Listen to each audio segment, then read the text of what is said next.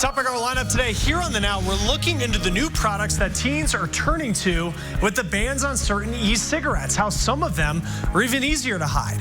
And there's a growing scam that gives criminals access to everything in your phone. The easy way to make sure that this doesn't happen to you. And ride-sharing services can be a great resource for seniors, but requesting a ride through an app, that can be challenging for some. We're going to take a look at some of the new options changing this. Thank you, Chris. I'm Amanda Starantino, and you're watching The Now, Indy. The Johnson County town of Trafalgar is a small one, but one man who lives there has a big plan for turning a part of the community's educational past into a place the community can gather and grow well into the future. RTV6's Kelsey Anderson takes us to the old school with a new use. Right now, we're in Southern Comfort Cafe, but this building used to be Indian Creek Elementary. It was vacant for 4 years after it closed until one man had a crazy idea. If I'd known that this was the way it was going to be, I'd have said, hey, do it a long time ago. This is one of many happy customers at the Southern Comfort Cafe, which isn't where you'd think it'd be. The whole entire school is empty. Wouldn't it be awesome if we did a restaurant here and put my home in it? So that's exactly what James Lockard did. Now he works and lives here at Indian Creek Elementary. Has anyone told you that you're nuts? A lot of people. I kind of told them, I said, don't move, don't move. But he did move, and now the cafe downstairs draws in locals who used to roam the halls as students. We have one guy that comes in and talked about smoking in the boys' room, of course. And Joe, he was the principal. He knew exactly who it was when I told him. He said, oh, yeah, he got in trouble for that a lot. But he doesn't just work here. He's also moved his family in. He's converted classrooms into bedrooms and even has a full kitchen upstairs. But it's not just about him. The stories he hears from the past are what keeps the community at the forefront of this project. We're not one of them companies that's going to come in and just tear the place down just to benefit us. We actually want to be here to benefit the community, too. Lockard plans to open up the gym as an event space, and the extra classrooms, rental spaces for other entrepreneurs to get a jump start on their own ideas, even if they're as crazy as his. We can work together and kind of, make your dream come true as well.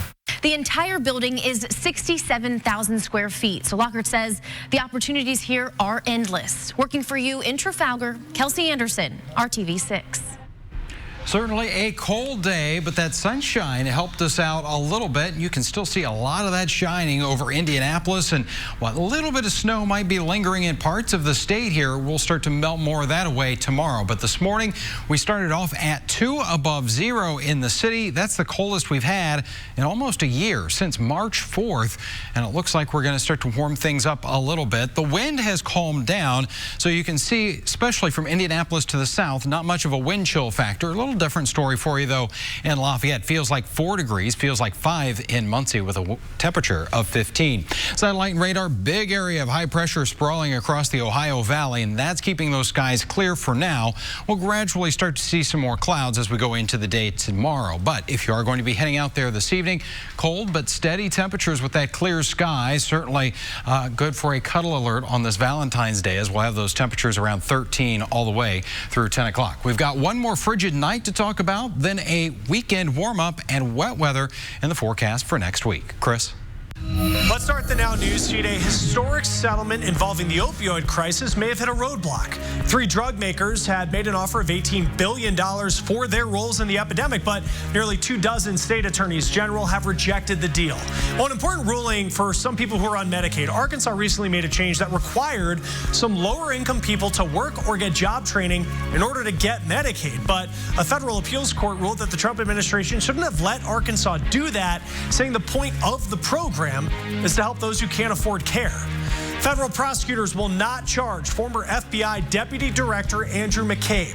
Investigators were looking into whether he lied to federal officials about his involvement in giving information to a newspaper reporter.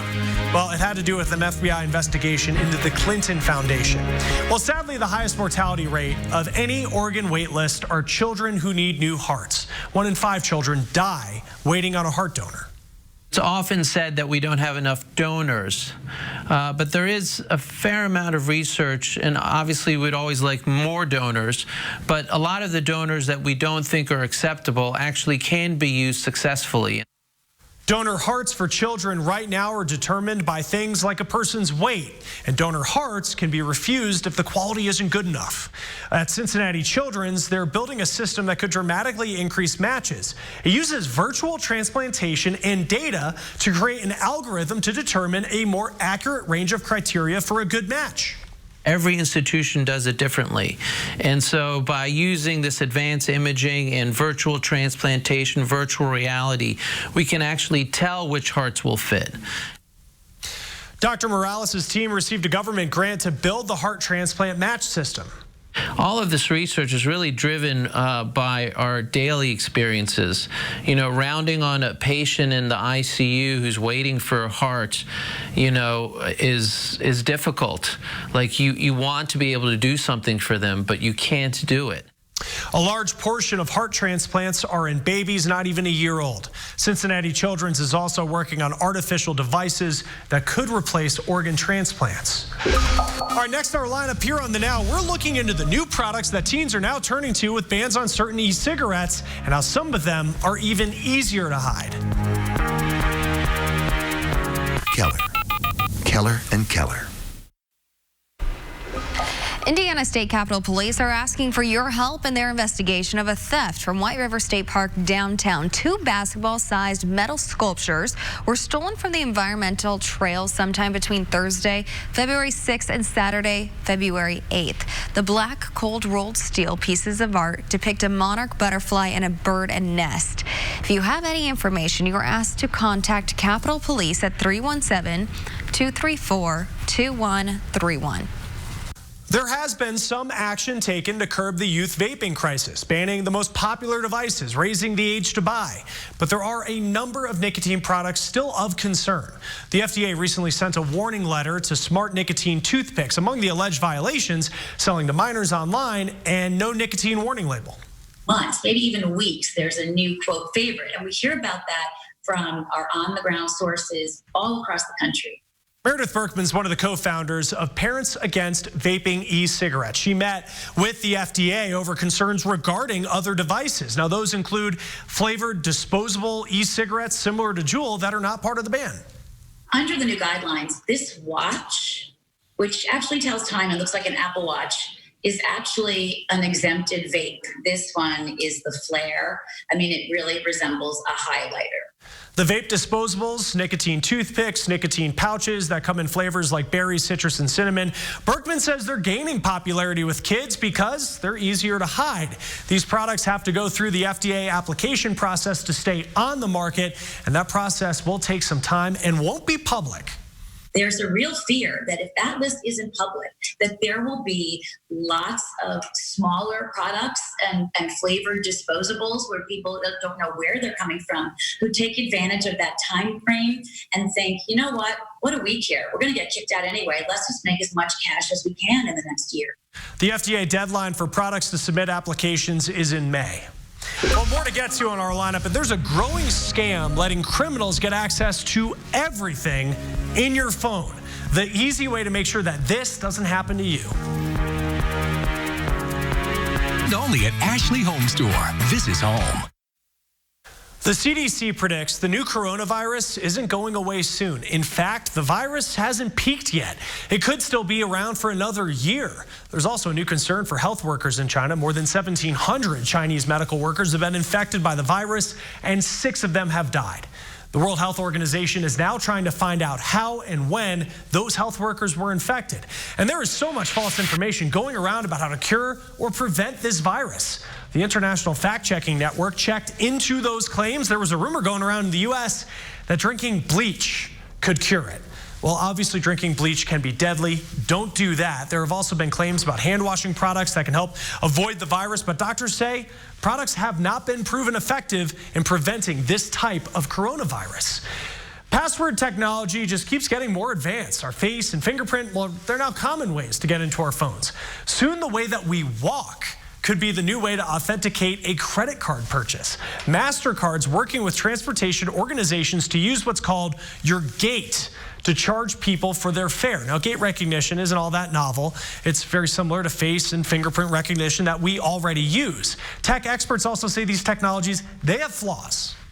Biometrics are essentially forever, and we can't change your biometrics. It's similar from that point of view to a Social Security number. When our Social Security numbers are compromised, and what do? It's a very difficult process to change them. Now, if the database that stores your information becomes compromised, someone can pretend to be you by using that information. Now, another thing to consider is what happens if you're injured. There's no clear answer as to what happens if an injury changes the way that you walk. But that's not to say that biometric technology isn't safe to use. I will say overall that biometric data is probably a much better thing than most people have in general, which are 4-digit pins or short passwords that they reuse on every single site. Both of those are substantially more dangerous or have more risks associated with them, if you will. Now, some other biometric technology that's being developed right now includes ear recognition, because the shape of your ear is unique. Also, blood vessel patterns and heartbeat rhythms are something that companies are looking into. Health and Human Services is working to keep seniors safe from telemarketers. Its Inspector General's office plans to launch a probe into how telemarketers are getting a hold of seniors' Medicare information. Now, this comes after HHS found that scammers use telemarketing to target Medicare recipients and submitted fraudulent claims for things like back braces and DNA cheek swabs. Love is in the air this Valentine's Day. Heartfelt expressions will be made through cards, candy, jewelry, or flowers. Our Rafael Sanchez reports on who most likely waited until the last minute to choose their gift.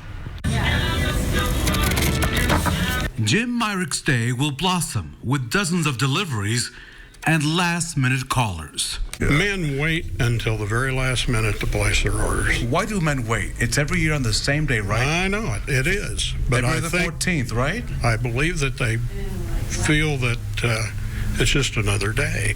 This is the day when flowers and their petals are petaled as the official way to show endearment, begin a relationship, or save one. Are roses the top? Roses are still at the top of the list. This Franklin florist has plenty of those. It is cooler, as you can see, and a variety of others for a bouquet on demand. His shelves are loaded with the first wave of orders destined to make a love connection. And he warns that this Friday in February is not one to forget. No makeup day for Valentine's Day. It's the 14th. 14th. That's it. That's it. Rafael Sanchez, RTV6. Thanks, Rafael. And Bud and Bloom closed at 5, so you're out of luck there if you waited. But by the way, Jim says since he owns a flower shop, his wife prefers a nice Valentine's Day card. Be my partner, and I will be yours. Congratulations. Now would be a pretty good time to give someone a kiss. Well, several couples chose to mark the day by renewing their vows and pledging their love all over again. The annual ceremony at City Market was led by Indianapolis Mayor Joe Hogsett. How fun. That'll warm you up a little bit here, won't it, on this cold Valentine's Day. We got some sunshine out there, too, and with that sunshine, that means no clouds, and we can use the satellite for other things, like looking for where we've got that snow on the ground. Anywhere you see these shades of white throughout the afternoon, that's where we still have some of that snowpack, and we talked about it along I-70 and to the south. Yeah. It's dark there. That means we don't have any snow on the ground, and a lot of this is going to be melting away here as we go through the weekend. Didn't do a whole lot of melting today, though. That temperature 19 in Indy, 17 for you in Kokomo, and Bloomington in the lower 20s. Fortunately, the wind is calm out there. Our temperature tonight will dip down to 10 in the city, so I do think we'll again have many spots that drop down into the single digits with those clear skies. Here's a look at TrueCast. We start off with clear skies, and then as we go throughout the day on Saturday, gradually increasing that cloud cover, becoming mostly cloudy by tomorrow evening. And temperature-wise, 17 at 8 o'clock in the morning. We're going to have wind chills around 0, and then they'll still be only around 30, so it'll take a little bit of that chill in the air as we get to 4 o'clock, with temperatures in the upper 30s as those clouds increase, because we'll have that south breeze about 10 to 15 miles per hour. Lower 40s tomorrow afternoon in Columbus, 38 in Danville and Muncie, and 37 degrees in Kokomo. Second half of the weekend on Sunday, it's dry again. again, and it's going to be just a little bit warmer. We'll make our way back into the lower 40s, and then Monday is when we get that next chance for some wet weather, and it does look like we're going to be on the warmer side of this system, so I do think it's going to be rain this go-around for us. We're not going to have to worry too much about a wintry mix. Over the next few days, those highs, they get a little bit warmer here. We're in the middle 40s into early next week. Chris? It is frustrating when you're in a spotty area and have no cell phone service. Now, maybe it's the location, maybe it's some fluke system issue, but this is happening to more people, but sometimes it is no accident at all. And Amy Taylor has this story. I was getting ready to walk out of the house and I got a text from my husband that said, I have a notification that someone changed the password on your phone. And I tried to call him on my phone and it said that I had no service. Terry Warner's world was flipped upside down that day. She called her phone company Cricket to figure out what was going on. They told her someone called and switched her number and service to T-Mobile. I am like Googling like quickly what is going on, like how can somebody else have my phone number, and I ran across what was called a port out scan.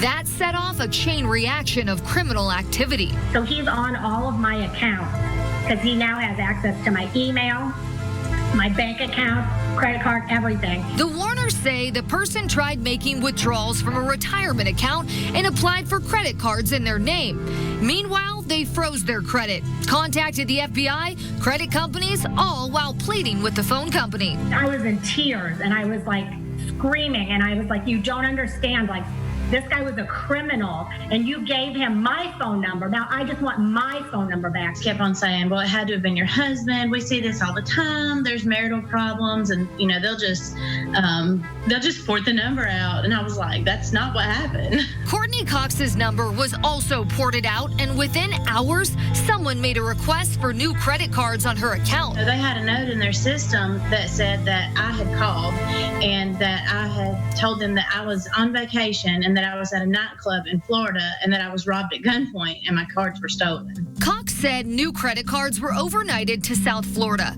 Police told us a package was signed for. They say in fraud cases, it's common for scammers to mail things to random addresses, track the packages, and show up to sign for them, or pay someone else to pick it up, or simply just steal the mail. So with a port scam, it's fairly easy for scammers to actually take advantage of you with this scam. All they need is very simple information. The Better Business Bureau is seeing an increase in port-out scams. A lot of time it's through phishing attacks, through emails, where you're going to links and it's asking for personal information. If you're filling out online surveys through chats or through customer service dialogues where it may not be the true source. To protect yourself, the Bureau says request port-out authorization from your cell phone provider. It's additional security steps. And don't use your date of birth or social security numbers as PINs. It could save you a lot of trouble later. It was literally one of the worst things that's ever happened to us. It was beyond a hassle. I mean, it consumed my life. Annie, thank you. And the Better Business Bureau wants you to report port out or any scams on their scam tracker website, as well as to the Federal Trade Commission and local police. All right, let's start the news feed. Remodeling your home is not paying off as much as it used to. A new report says the cost of the work related to its value dropped nearly 8% from the last decade. The report points to the rising cost of labor and products. Now, for many folks, it will be a long weekend because of President's Day. That also means time for sales. Experts say you will see the best value on winter clothes and items to decorate your home.